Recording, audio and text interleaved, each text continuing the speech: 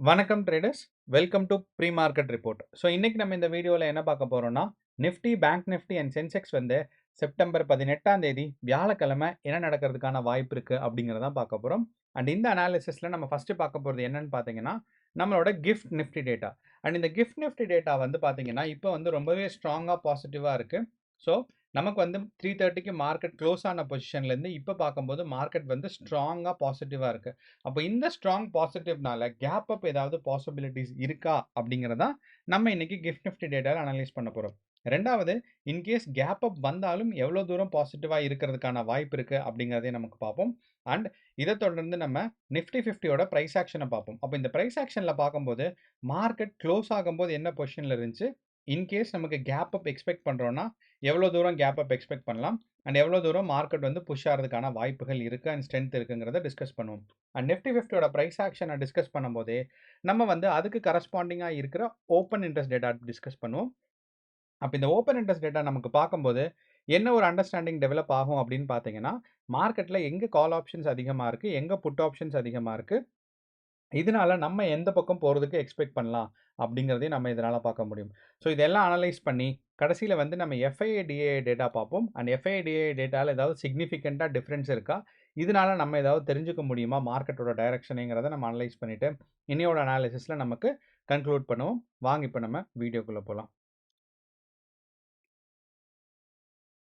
So நம்ம முன்னாடியே சொன்ன மாரி, ஃபர்ஸ்ட்டு வந்து நமக்கு கிஃப்ட் நிஃப்டி டேட்டா தான் முக்கியம். அப்ப நமக்கு நிஃப்டி க்ளோஸ் ஆகும்போது பார்த்தீங்கன்னா, 25,330க்கு க்ளோஸ் ஆயிருந்திருக்கு. அதே சமயம் நமக்கு கிஃப்ட் நிஃப்டி 330க்கு க்ளோஸ் ஆகும்போது 25,420க்கு க்ளோஸ் ஆயிருக்கு. ஒரு 90 பாயிண்ட் அதிகமா க்ளோஸ் ஆயிருக்கு. அண்ட் இந்த நிஃப்டி அண்ட் கிஃப்ட் நிஃப்டி பார்த்தீங்கன்னா, இதே மாரி ஒரு டிஃபரன்சஸ்ல இருக்கும். அண்ட் இந்த டிஃபரன்சஸ் வந்து நமக்கு எக்ஸ்பெக்ட் பண்ணது தான். அப்படிங்கிறனால கிஃப்ட் நிஃப்டி வந்து 25,420ல க்ளோஸ் ஆனது. இப்ப இருக்க பிரைஸ் ரேஞ்ச் பார்த்தீங்கன்னா 25,507 விச் இஸ் லைக் 80 பாயிண்ட்ஸ் மேல இருக்கு. ஸோ 80 பாயிண்ட் மேல புஷ் ஆயிருக்கு. அண்ட் எப்ப என்னன்னு பார்த்தீங்கன்னா, நமக்கு வந்து யுஎஸ் மார்க்கெட் ஓப்பன் பண்ற சமயம். நம்ம எல்லாத்துக்கும் தெரியும், யுஎஸ் மார்க்கெட் வந்து பார்த்தீங்கன்னா, ஏறக்குறைய நமக்கு ஒரு 7 மணிக்கு தான் நம்மளோட இந்தியன் டைமுக்கு ஓப்பன் ஆகும். அண்ட் ஒரு 2 மணி வரைக்கும் புஷ் ஆகும்.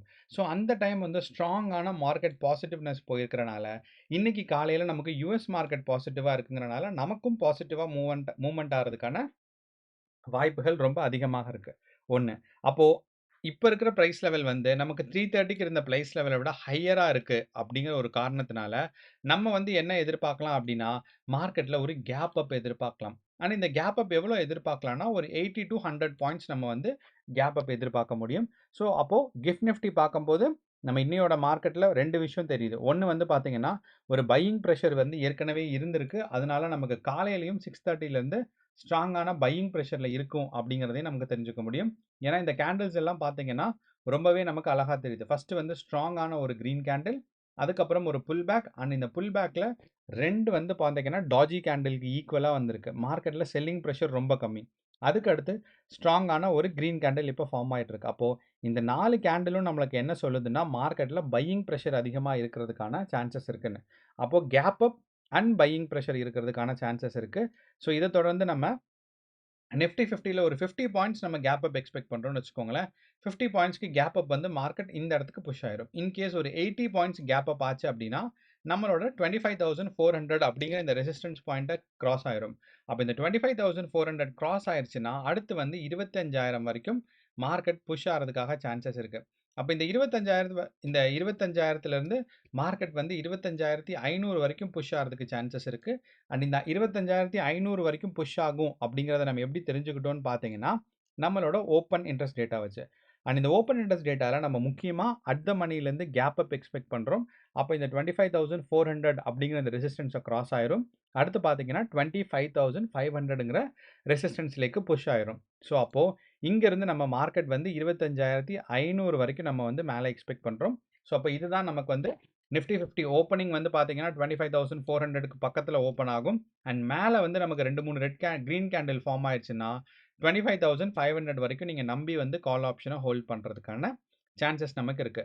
அப்போ முக்கியமான ரெசிஸ்டன்ஸ் பாயிண்ட்ஸ்னா 25,500. அப்போ இந்த 25,500 டச் ஆச்சுன்னா நமக்கு வந்து ஸ்ட்ராங்கான கால் ஆப்ஷன்ல நல்ல ப்ராஃபிட்ஸ் கிடைக்கும். அதுதான் நமக்கு முக்கியமானது. அப்போ ஃபர்ஸ்ட் ரெசிஸ்டன்ஸ்னு பார்த்தீங்கன்னா 25,400ம் 25,400ம் செகண்ட் ரெசிஸ்டன்ஸ் 25,500மா இருக்கும்.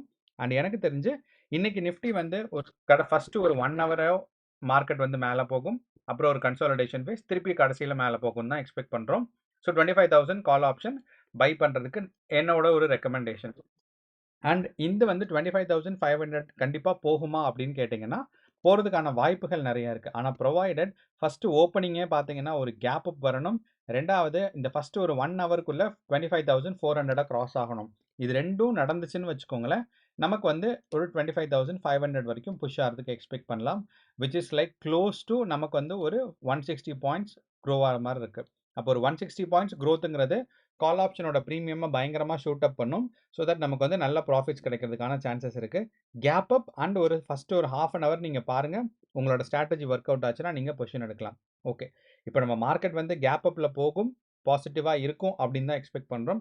இன்கேஸ் நெகட்டிவாக இருந்துச்சுன்னா மார்க்கெட் எது வரைக்கும் புஷ் ஆகும் அப்படின்னு பார்த்தீங்கன்னா 25,320யும் 25,250யும் தான் மார்க்கெட் வந்து புஷ் ஆகும். ஏன் இதுக்கு கீழே புஷ் ஆகிறதுக்கு வாய்ப்பு இல்லையா அப்படின்னு கேட்டிங்கன்னா கொஞ்சம் வாய்ப்பு இல்லை தான். ஏன்னா நமக்கு வந்து இந்த இடத்துல பார்த்தீங்கன்னா ஸ்ட்ராங்கான புட் ஆப்ஷன்ஸ் ரொம்ப அதிகமாக இருக்குது. ஸோ 25,300 அண்ட் 25,200ல ஸ்ட்ராங்கான புட் ஆப்ஷன் இருக்கிறனால மார்க்கெட் வந்து இந்த பொசிஷனுக்கு முன்னாடியே மார்க்கெட் வந்து மேலே புஷ் ஆயிரும். ஸோ 25,200 தான் மேக்ஸிமம் நமக்கு இருக்கிற ஒரு டவுன்ஃபால் இன்னையோட மார்க்கெட்டில். ஏன்னா நமக்கு கேப் அப்பும் எக்ஸ்பெக்ட் பண்ணுறோம், ப்ளஸ் வந்து மார்க்கெட் வந்து டவுன்ஃபாலும் நடந்துச்சு நமக்கே தெரியாமல், ஏதோ ஒரு நியூஸ் வந்திருக்கு, அந்த மாதிரி ஒரு நிலைமைக்கு நம்ம ப்ரிப்பேர்டாக இருக்கும்போது இது மூணும் பார்த்தீங்கன்னா நமக்கு ஒரு சப்போர்ட் ஜோனாகவும் அண்ட் மார்க்கெட்டோட டார்கெட்ஸ் வந்து இது 2 ஜோனாகவும் தான் நமக்கு இருக்க போகுது நிஃப்டி 50ல. ஸோ இதுதான் நமக்கு நிஃப்டி 50யோட ஒரு ஓவரால் பிக்சர். அண்ட் நமக்கு கொஞ்ச நாளாகவே பார்த்தீங்கன்னா நம்மளோட பிசிஆர் ரேஷியோ வந்து ஸ்ட்ராங்காக ஒபே பண்ணுறது இல்லை. அதனால நான் பிசிஆர் ரேஷியோவை கன்சிடர் பண்ணல. ஒன்லி ஓப்பன் இன்ட்ரெஸ்ட் அண்ட் பியூராக ப்ரைஸ் ஆக்ஷன் மட்டும்தான் நான் பார்க்குறேன். ஸோ ப்ரைஸ் ஆக்ஷன்னா மார்க்கெட்டோட ப்ரைஸ் எப்படி மூவ் ஆகுதுங்கிறது. அண்ட் இது நிஃப்டி 50ல இருக்கிற நமக்கு இருக்கிற எக்ஸ்பெக்டேஷன். அடுத்து வந்து நமக்கு இன்றைக்கி எல்லாத்துக்கும் தெரியும், நமக்கு வந்து சென்செக்ஸோட எக்ஸ்பைரி டே, வீக்லி எக்ஸ்பைரி இன்றைக்கின்னு. அப்படிங்கிறனால சென்செக்ஸ் வந்து நமக்கு வந்து 82,800 கிராஸ் பண்ணுறதுக்கான வாய்ப்புகள் ரொம்பவே நிறையா இருக்குது கேப் அப்பில். அப்படி 82,000 சென்செக்ஸ் வந்து கிராஸ் ஆயிடுச்சுன்னா எது வரைக்கும் நமக்கு புஷ் ஆகுங்கிறத நம்ம வந்து ஓப்பன் இன்ட்ரெஸ்ட் டேட்டாவில் பார்க்கலாம். ஸோ இப்போ அட் த மணிலேருந்து நமக்கு கேப் அப் வந்துச்சுன்னா அடுத்து வந்து 83,000 வரைக்கும் சென்செக்ஸ் புஷ் ஆகிறதுக்கான சான்சஸ் நமக்கு அதிகமாக இருக்குது. ஸோ அப்போ சென்செக்ஸோட டார்கெட் வந்து இன்னைக்கு வந்து 83,000 வரைக்கும் புஷ் ஆகலாம். ஸோ இது நீங்கள் ஞாபகம் வச்சுக்கோங்க. மார்க்கெட் இன்னைக்கு ஒரு கேப் அப் அண்ட் ஒரு ஃபஸ்ட்டு 1 ஹவரில் 82,800 டச் ஆயிடுச்சுன்னா நமக்கு வந்து மார்க்கெட்டில் வந்து 83,000 தான் பார்த்தீங்கன்னா ஸ்ட்ராங்கான நமக்கு இருக்கிற ஒரு ஃபஸ்ட்டு ப்ராஃபிட். ஓகே, இப்போ நம்ம சொல்லிட்டோம் மார்க்கெட் வந்து கேப் அப் இருக்கும், இதுதான் டார்கெட் அப்படின்னு சொல்லி. அண்ட் இதுதான் நம்மளோட ஓப்பன் இன்ட்ரெஸ்ட் டேட்டாவும் சொல்லுது. ஏன்னா மார்க்கெட் டவுன்ஃபாலுக்கு 82,000 வரைக்கும் போகணும். ஆனால் மார்க்கெட் பார்த்தீங்கன்னா நமக்கு வந்து 83,000 வரைக்கும் புஷ் ஆகிறதுக்கான சான்சஸ் இருக்குது. அதே மாதிரி இன்கேஸ் நமக்கு வந்து கேப் அப்பும் நடக்கலை, மார்க்கெட்டில் ஒரு செல்லிங் ப்ரெஷரும் இருக்குது அப்படின்னு பார்த்தீங்கன்னா மார்க்கெட்டில் நம்ம என்ன எக்ஸ்பெக்ட் பண்ணுறோன்னா இந்த ஒரு ரெசிஸ்டன்ட் ஜோன்ஸ்க்கெல்லாம் படிப்படியாக வரும். இன்கேஸ் நமக்கு வந்து எக்ஸ்ட்ரீமாக லைக் வருஷத்தில் ஒரு தடவை 2 தடவை தான் சர்ன்னு இவ்வளோ தூரம் கீழே இறங்கும். ஏன்னா சென்செக்ஸ் வந்து நமக்கு ஆல்மோஸ்ட் 82,000 டச் பண்ணோம்னா ஒரு 1% கீழே இறங்கணும். Which is like very difficult for சென்செக்ஸ்ன்னு ஒரே ஒரு நாளில் 1% இறங்குச்சுன்னா சென்செக்ஸ்க்கு பயங்கரமான ஒரு லாஸ் இருக்கும். ஸோ அப்படிங்கிறனால சென்செக்ஸ் வந்து ஒரு கேப் டவுன் இல்லைனா ஒரு ஈவினிங்குள்ளே நமக்கு வந்து இவ்வளோ தூரம் புஷ் ஆகிறதுக்கான சான்சஸ் இருக்குது. பட் டவுன்ஃபாலிங்கான வாய்ப்புகள் இன்னையோட சென்செக்ஸ் மார்க்கெட்டில் நமக்கு கம்மின்னு தான் நம்ம சொல்ல முடியும். அண்ட் இந்த டவுன்ஃபாலிங் மார்க்கெட் இல்லாமல் மார்க்கெட் மேலே போச்சுன்னா 83,000 அண்ட் 82,000 தான் நமக்கு இருக்கிற கால் ஆப்ஷனோட டார்கெட்ஸ்ன்னு சொல்லலாம்.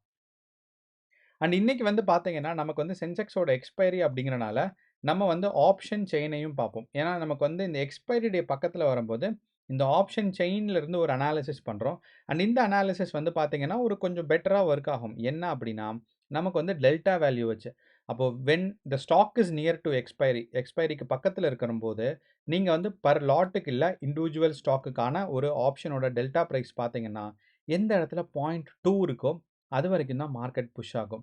ஸோ அதை வச்சு நமக்கு பார்க்கும்போது நம்மளோட சென்செக்ஸில் பார்த்தீங்கன்னா மார்க்கெட் வந்து 0.2 புஷ் ஆகிறது எங்கே அப்படின்னு பார்த்தீங்கன்னா 83,200 வரைக்கும்.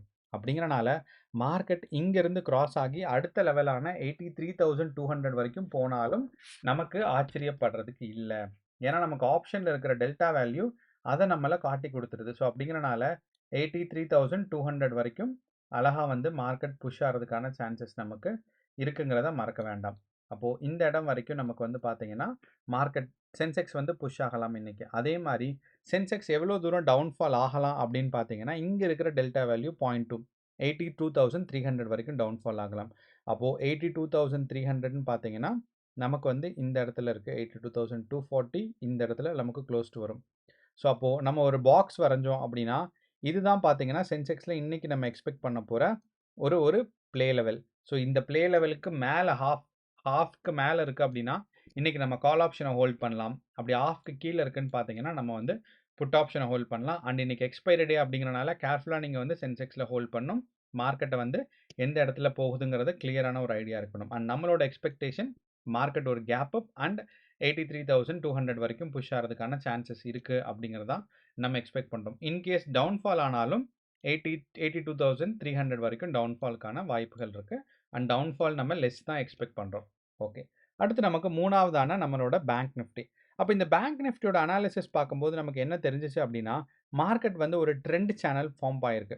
அப்போது இந்த ட்ரெண்ட் சேனல் பிரேக் ஆகாத வரைக்கும் நீங்களே உங்களோட எடுத்து 15 மினிட்ஸ் டைம் ஃப்ரேமில் பார்த்தீங்கன்னா அழகாக இந்த ரெண்டோட இந்த ஒரு ஹையர் லெவலும் இந்த ரெண்டு லோவர் லெவலும் கனெக்ட் பண்ணிங்கன்னா உங்களுக்கு ஒரு ட்ரெண்ட் சேனல் ஃபார்ம் ஆயிரும். அப்போது இந்த ட்ரெண்ட் சேனலில் பிரேக் ஆகாத வரைக்கும் நமக்கு வந்து பேங்க் நிஃப்டி இந்த ட்ரெண்ட் சேனல்லே மேலே போயிட்டுருக்கு. அப்போ இன்னையோட டார்கெட் வந்து பார்த்தீங்கன்னா டைனமிக்காக இருக்கும். இந்த ஒரு ட்ரெண்டிங் சேனலோட ஹாஃப்க்கு மேலே போயிடுச்சுன்னா நமக்கு வந்து இதை கிராஸ் பண்ணதா அப்படிங்கிறதா நமக்கு பார்த்தீங்கன்னா ஒரு முக்கியமான டார்கெட்டாக இருக்கும். அண்ட் இங்கேருந்து டவுன்ஃபால் தொடங்குச்சுன்னா இந்த ஹாஃபை பிரேக் ஆயிடுச்சுன்னா நீங்கள் உங்களோட கால் பொசிஷன்ஸை க்ளோஸ் பண்ணிடணும். அதே மாதிரி மார்க்கெட் வந்து சப்போஸ் கீழே வருது அப்படின்னா இந்த இடத்துல சப்போர்ட் எடுக்கும், திருப்பி மேலே போகும், சப்போர்ட் எடுக்கும், மேலே போகும். இந்த அதே மாதிரி டவுன் சைட் புட் ஆப்ஷன் நீங்கள் ஹோல்ட் பண்ணதாக இருந்தால் இந்த ஹாஃபை மேலே போயிடுச்சு அப்படின்னா நீங்கள் வந்து புட் ஆப்ஷனை கால் ஆஃப் பண்ணணும். ஸோ அப்போ டார்கெட் பார்க்கும்போது நமக்கு மிடில் லைன் தான் மார்க்கெட். நீங்கள் வந்து let's say like call option hold பண்ணுறீங்க. அப்போது பாசிட்டிவாக மார்க்கெட் போச்சுன்னா ஃபஸ்ட்டு இங்கே போகும், அடுத்து கீழே வரும், திருப்பி சப்போர்ட் எடுத்துகிட்டு மேலே போகும். ஆனால் அதே சமயம் இந்த மிடில் லைனை கீழே கிராஸ் ஆயிடுச்சு அப்படின்னா மார்க்கெட் வந்து நெகட்டிவாக வரப்போகுதுன்னு அர்த்தம். ஸோ நீங்கள் கேர்ஃபுல்லாக ட்ரேட் பண்ணுங்கள். இதுதான் நம்மளோட பேங்க் நிஃப்டியோட இன்னையோட ஸ்ட்ராட்டஜி. அப்போ பேங்க் நிஃப்டி அண்ட் சென்செக்ஸ் மூணோட அனாலிசிஸும் பார்த்துட்டோம். ஸோ கேர்ஃபுல்லாக ட்ரேட் பண்ணுங்கள். இன்றைக்கி சென்செக்ஸோட எக்ஸ்பைரி. All the best. நன்றி, வணக்கம்.